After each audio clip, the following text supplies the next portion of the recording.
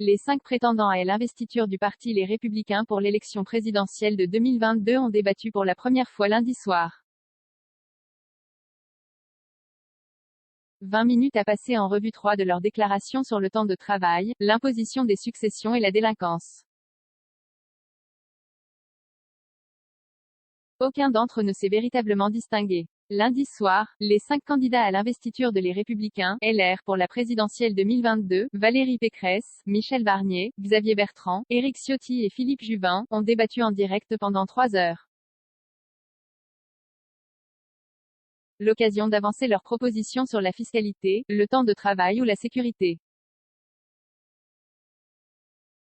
20 minutes passent en revue 3 de leurs affirmations. Ce qu'a dit Éric Ciotti, l'impôt sur les successions est un impôt sur la mort.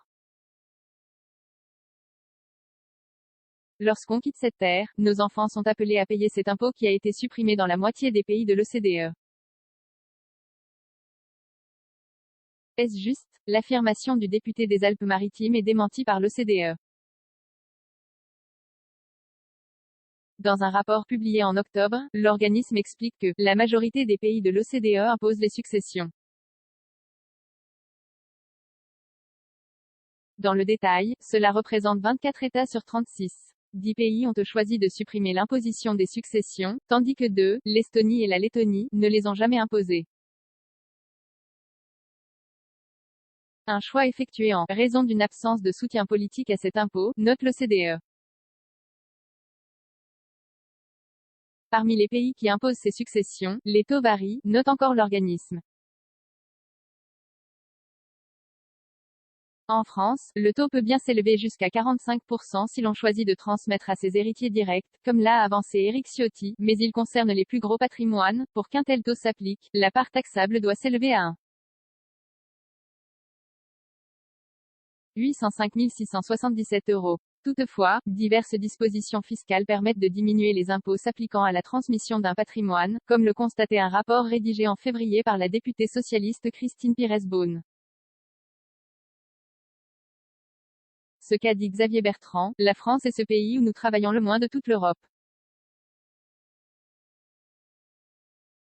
Est-ce juste? Non. Si l'on se penche sur le nombre d'heures travaillées par semaine pour un emploi à temps plein, les Français ont travaillé en moyenne 40,4 heures par semaine en 2020, selon l'organisme de statistiques européen Eurostat.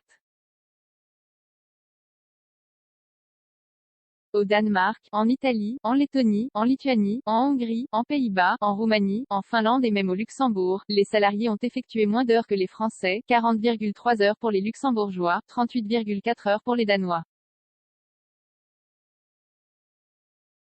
La moyenne de la zone euro pour 2020 s'établit à 40,6 heures. Ce qu'a dit Valérie Pécresse, on sait que 60% des délits du quotidien sont commis par 5% des multirécidivistes. Est-ce juste? Valérie Pécresse semble s'inspirer ici de déclarations d'un syndicaliste policier, qui avait lancé ce chiffre en mai sur l'antenne de France Info.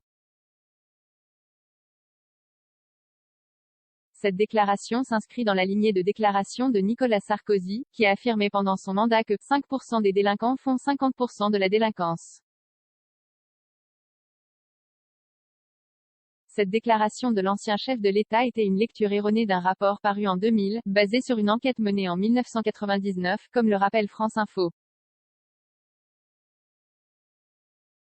Sébastien Rocher, le sociologue co-auteur de cette étude, avait déjà mis en garde en 2007 auprès de nos confrères du Monde contre une lecture trop rapide de cette étude. J'ai parlé de 5% d'une classe d'âge des jeunes de 13 à 19 ans, et non de 5% des délinquants qui ont déjà commis un délit.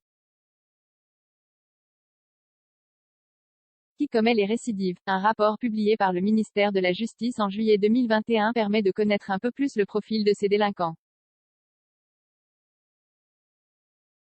Les auteurs de cette étude se sont penchés sur le parcours des sortants majeurs de prison.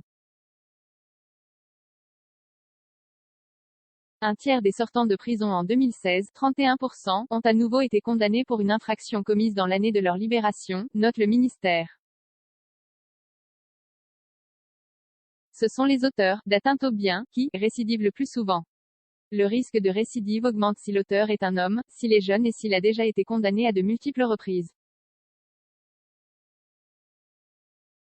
49 commentaires, 23 partages, partagés sur Messenger, partagés sur Facebook, partagés sur Twitter, partagés sur Flipboard, partagés sur Pinterest, partagés sur LinkedIn, envoyé par mail, sauvegarder une faute. Imprimé.